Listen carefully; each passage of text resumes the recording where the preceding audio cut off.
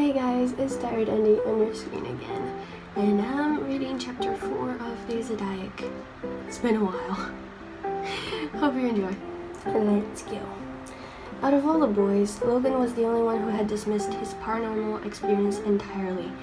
What he had gone through that night, well, it had been forgotten by the time he was waking up for school.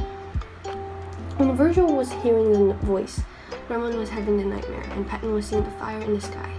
Logan was seeing the symbol of the Zodiac wheel burning onto his ceiling in the middle of the night. The sizzling sound was what had woken him up from his sleep, and it caught him off guard. He had punched the mattress in a reflex after seeing the image. It had spun with increasing speed up there, and Logan was petrified enough that he was physically unable to move after that one punch.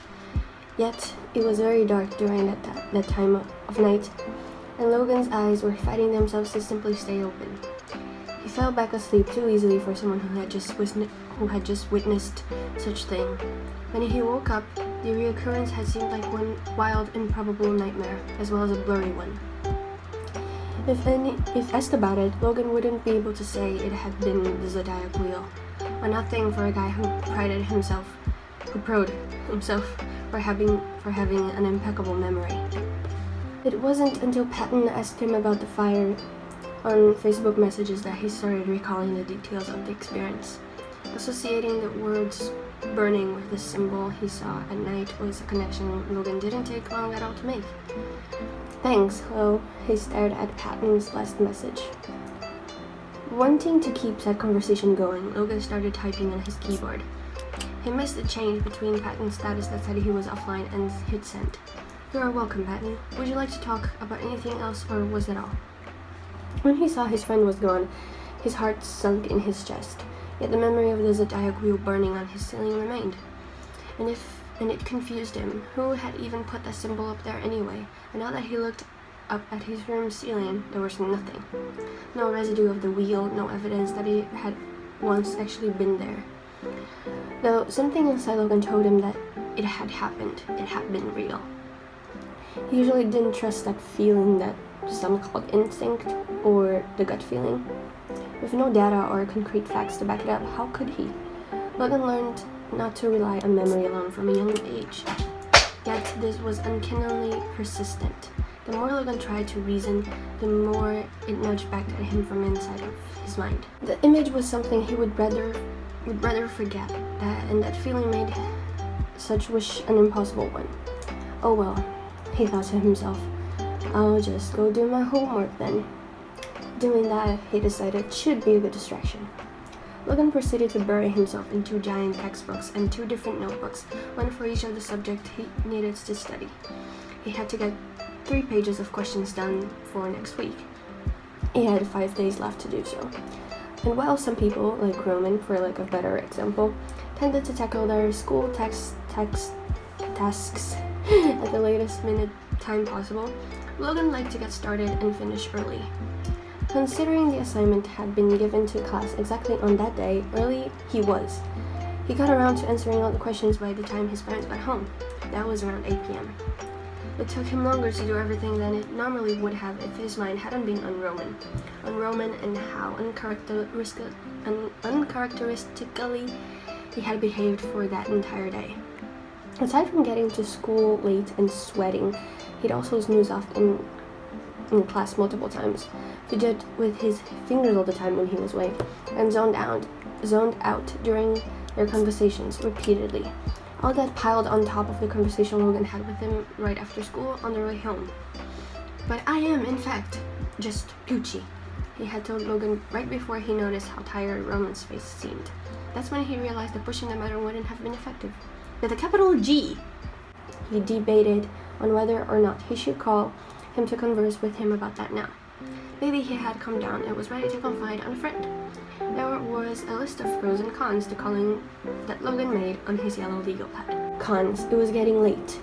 Maybe he had not, in fact, calmed down yet. Logan had no idea if Roman was in the midst of doing something important. If the call ended up going to voicemail, well, Logan would just have to hang up because he was uncomfortable talking to a machine. Pros. If said call was answered, Logan would get to talk to his friends and possibly see what had gotten him into such a strange mood.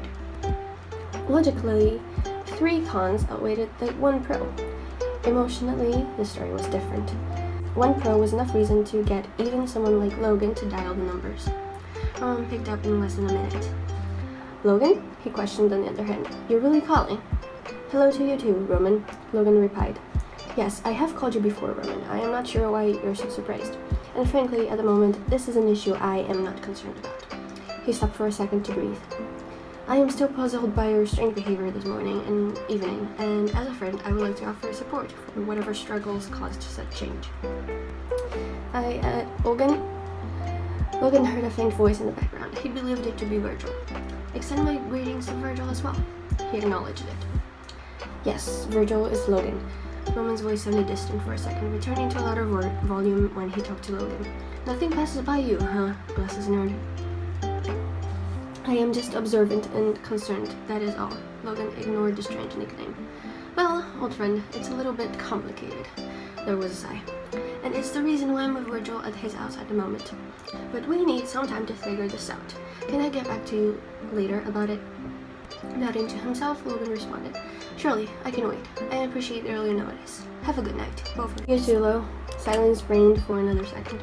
Virgil is asking me to tell you a good night from him as well. Thank you. Goodbye. Logan was the first to hang up. He could be patient. Surely, he could. He had no reason to be concerned for Roman with so little information about the situation, or Virgil's. Waiting to be fully worried. Logan could definitely do that, or he could have... The memory of the burning Zodiac wheel was now stuck in his head, and he felt that it connected to Roman and Virgil's problems somehow. And that was disconcerting, not to mention just plain uncomfortable to think about. A message on his phone came a few minutes later after the call. At first, Logan thought, good, something else to distract me. Yet, the text he read just added to his list of ever-growing concerns. It came from Patton, and he read, I need to talk to you and the others tomorrow. Can you meet us at McDonald's near school at 2 p.m.? Us. Patton yanked us instead of me. Did the us mean him, Virgil, and Roman? Had he even talked to them already? Maybe it was just a standard message for all of them. But if that was the case, why not just make a group chat? It was easier and spared him the time to text the same thing to different numbers. What did he even need to talk about with all of them on a Saturday afternoon? If it were any other day, any at all, the questions wouldn't have bothered him. Because the burning symbol, Roman's strange behavior, Virgil with a similar problem, and Patton acting too serious all happened that day, Logan couldn't help but feel uneasy. There were a lot of things wrong, plain, good old wrong, and he had no idea how to fix any of it. That's the end of the chapter. There were a lot of typos. There were on the other chapters as well. But this one is just... Yeah, there were a lot of typos.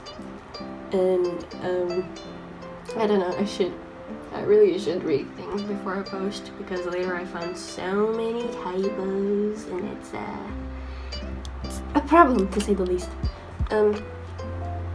But, Jesus Christ, like me reading these things, I miss writing this fic. I just kind of, don't have ideas for it right now, or any, motivation. I haven't touched this fic in, probably over a year. Over a year. I need to change that. I really do. Just gotta find a way to do that. But anyway, thanks so much for watching. Hope to see you in the next video. Don't forget to spread love, and bye!